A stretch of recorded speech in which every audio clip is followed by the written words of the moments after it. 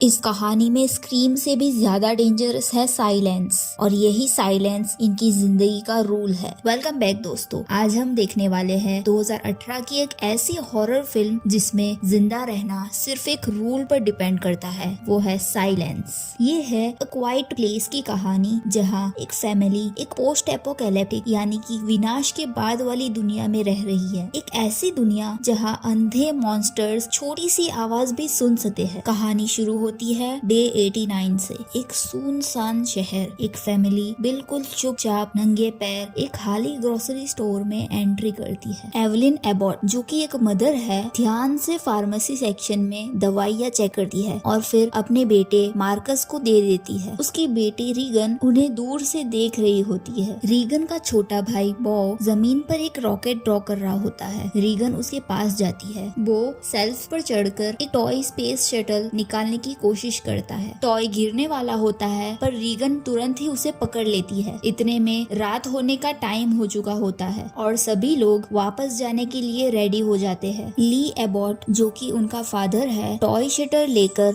उसकी बैटरीज को निकाल देता है, क्योंकि कोई भी इलेक्ट्रॉनिक साउंड उनके लिए बहुत डेंजरस है। वो टॉयज बॉ को वापस देता है, लेकिन बॉ चुपके से बैटरीज अपनी पॉकेट में डाल देता है। फैमिली अपने रेत के निशान पर चल रही होती है। तभी अचानक शटल का जोर से इलेक्ट्रॉनिक आवाज बजता है। सबके चेहरे पर डर आ जाता है। ली शॉक में पीछे भागता है, पर तब तक बहुत देर हो चुकी होती है। मॉन्स्टर आ जाता है और बो को अपने हाथ में खींच लेता है। डे 472, एक साल गुजर चुका है। ली बेसमेंट में कैमरास, मॉनिटर्स और रेडियोस लगाकर एक पूरा सिक्योरिटी सिस्टम बना रहा होता है। उसके आसपास एलियन इन्वेजन की न्यूज कटिंग्स लगी होती है। दूसरी तरफ एवलिन अपने होने वाले बेबी के लिए ऑक्सीजन सेटअप रेडी कर रही होती है, एक ब्रीदिंग मास्क से कनेक्टेड सिलेंडर। शाम को पहाड़ पर जो सिग्नल फायर जलती है, उनके बीच ली भी एक छोटी मेटल ड्रम में आग लगाता है। एवलिन रेगन को साइलेंस में इशारा करती है कि डिनर रेडी है। फैमिली एक पते के ऊपर चुपचाप से खाना खाती है। रात में मोनोपोली खेलते वक्त रीगन गलती से एक लैंप गिरा देती है। कारपेट में आग लग जाती है। ली उसे तुरंत बुझा देता है, पर सब लोग डर के मारे रुक जाते हैं। ऊपर से जोर से क्रैश होता है और सीलिंग से एक रूफ गिरता है। रूफ से और एक रकून गिरता है। ली विंडो से देख रहा होता है कि मॉन्स्टर एक सेकेंड में उसे क्रश कर देते हैं। बाद में ली रीगन के लिए एक नया हियरिंग इम्प्लांट बनाने के लिए बेसमेंट में काम करता है। एवलिन आती है, मुस्कुराती है। दोनों थोड़ी देर एयरफोन्स लगाकर शांति से वॉक करते हैं। अगली सुबह एवलिन अपना ब्लड प्रेशर चेक कर रही होती है। डिलीवरी का टाइम पास आ रहा होता है।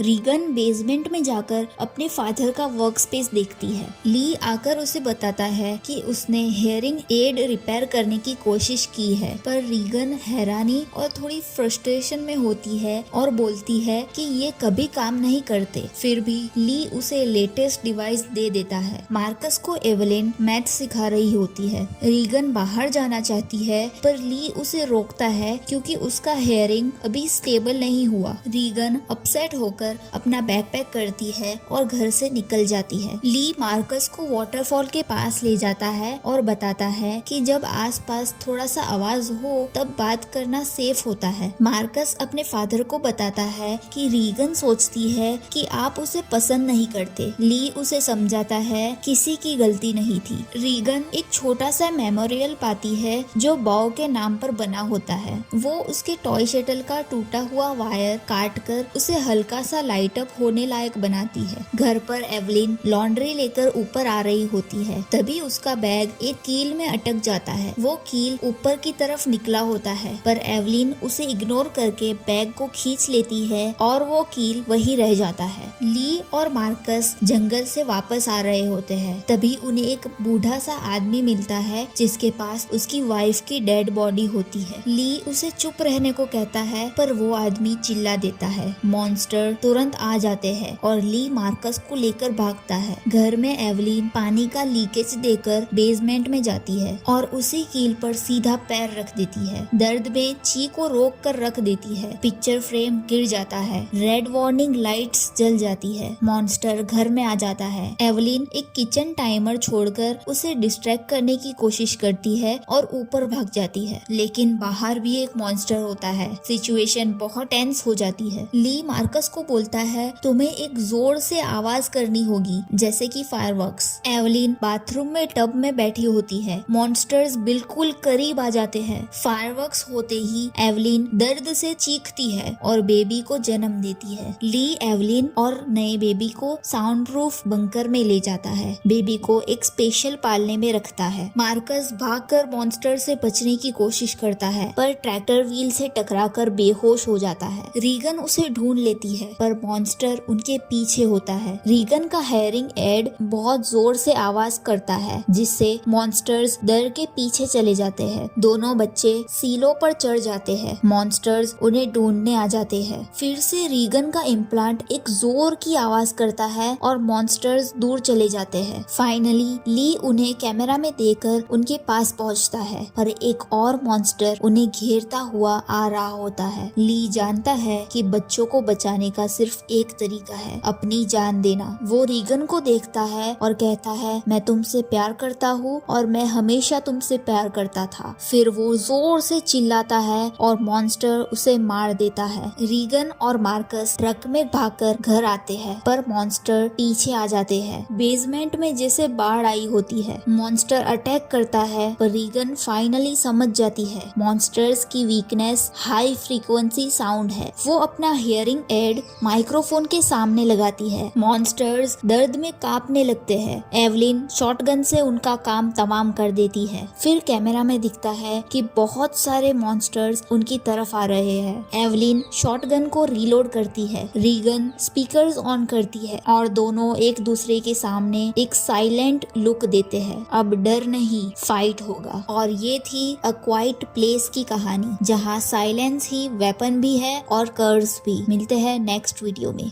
Thanks for watching.